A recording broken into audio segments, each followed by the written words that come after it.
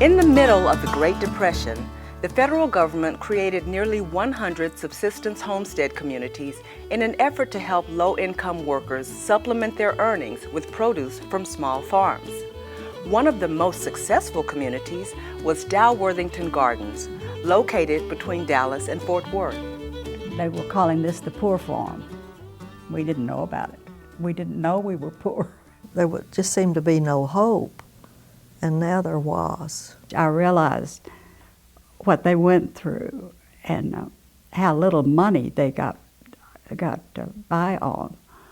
I do know its history. Roosevelt Drive gets its name from Mrs. Roosevelt, who was her husband was president at the time. And her idea was to help the farm people. She wanted to let them have at least 5 acres of land so that they could farm and have their cattle. And so that was the beginning of Dalworthington Gardens. That finally something was their own, that they could work and accomplish something. The economic collapse of the 1930s created huge employment problems in both urban and rural areas of America. Unemployment reached 25% by 1933. And I know it was just the most dreadful feeling to go downtown and see those long lines of hungry people waiting to get something to eat. And we lived in Oak Cliff, so we had to go over the viaduct into the main part of Dallas. And those people living in cardboard boxes and shanties, and it was heartbreaking. In 1933, Franklin D. Roosevelt was elected with a mandate to solve the nation's economic problems.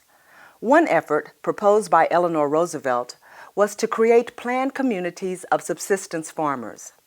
The Department of Interior provided the money to purchase the land, build the houses, and lend money to the farmers. You're going to start seeing this division of subsistence homesteads create communities in different parts of the country.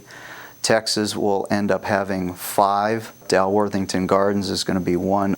There was variation in them, but what you had was these communities be set up especially for individuals who had some farming experience but also were working in the cities. The idea was partial employment in the cities, in factories or whatever, and partial employment on the plots of land themselves, and basically using their urban employment to supplement their income that way. Part of the agreement was that you keep records and that you show that you did meet the criteria to be a part of the community. They checked your income and where you'd been living and if you paid your bills and things like that. The intent of the Subsistence Homestead Project was to provide decent housing and also to offer an opportunity for families to supplement their income by growing their own food. I think it came at a time when it was really needed for people like my dad who wanted to garden. And most all of the men and most of the women did have a garden of some kind. It varied from person to person. He grew everything he possibly could. Corn, green beans, black-eyed peas, cabbage, tomatoes galore, and he'd try every vegetable that he could think of, squash and things like that. We always had food to eat, and Dad shared everything he had with other people. The Dalworthington Gardens project was not a relief project, nor a project for the unemployed. The men were required to have jobs, although the income limits were low. Most of the men worked in Dallas or Fort Worth. Their idea was this area was close enough to work in Dallas and Fort Worth that you could get to work from here, but at the same time you could grow crops, raise animals, grow fruit, different things like that on your own property.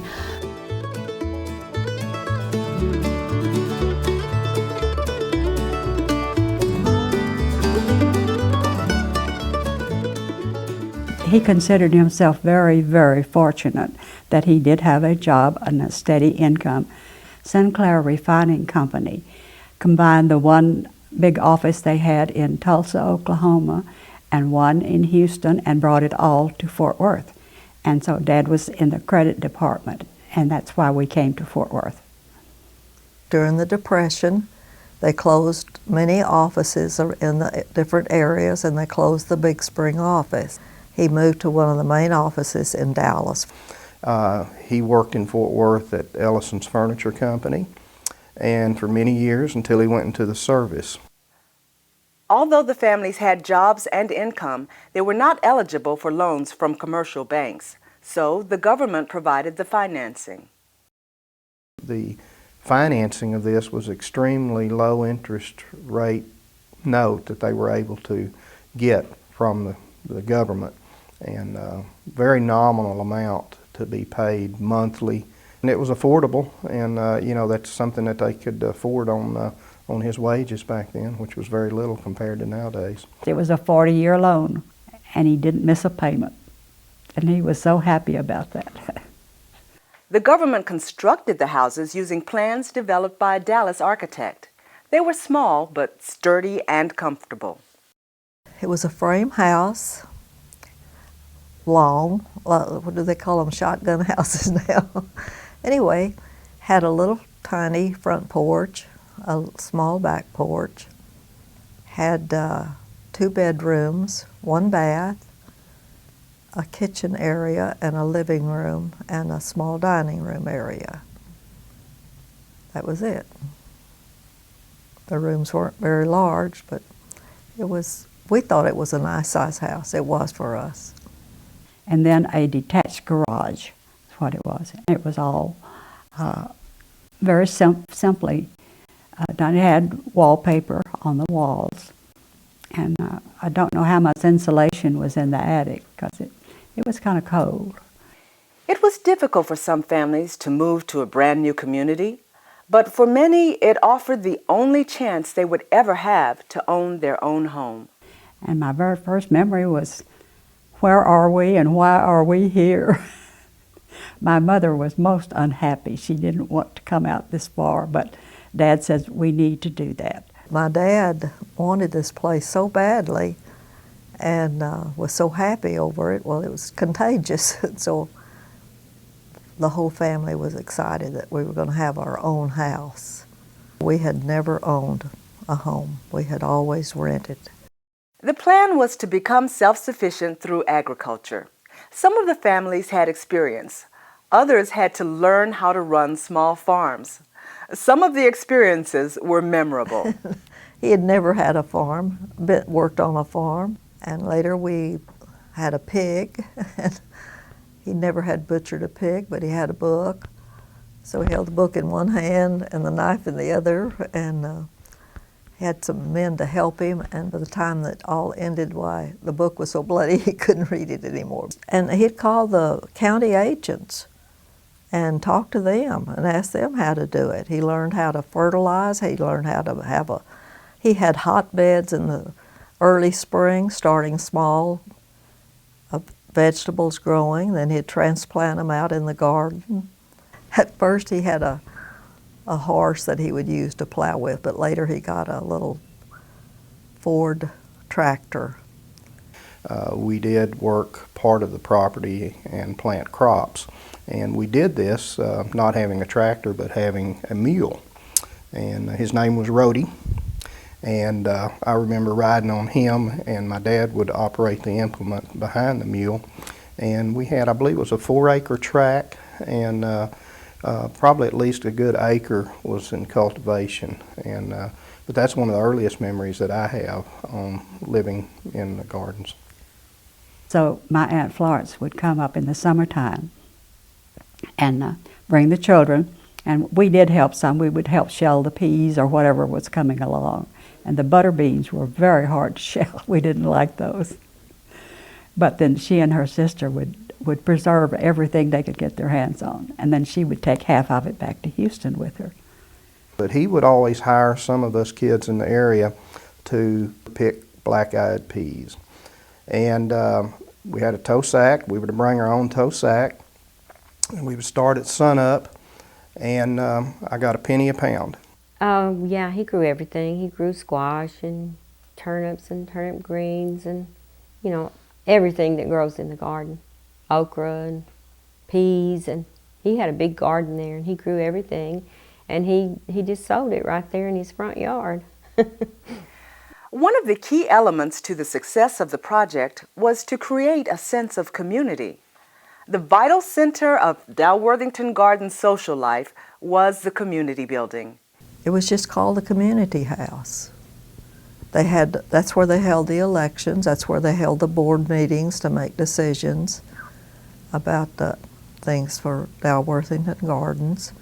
And like I said, families would take meals there, and we'd have a time of fellowship together. You paid your water bill there, and you went there to get books, and you went there for the meetings with the home demonstration people. And it was a county supervised agreement, and they were trying to help the women who did not know how to cook the vegetables, you know, to do something like that. And also they gave them a lot of recipes to try that included a lot of vegetables and desserts. And they did have a meeting up here at the community. It was used for many, many purposes. It was a lot of fun, especially for the young people and for the parents too. And you went to the dances that were there, and the Arlington teenagers loved to come out here for a dance. And so they accepted us very well.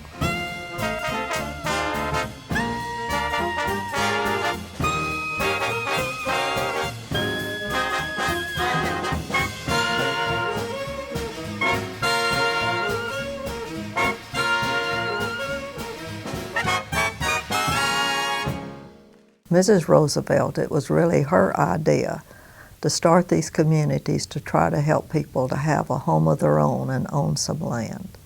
They were hardworking people, they were honest people. We were all in it together, and we wanted it to be a success. And appreciated what the government had done for us. I know my dad he said it's the best thing that's ever happened in America.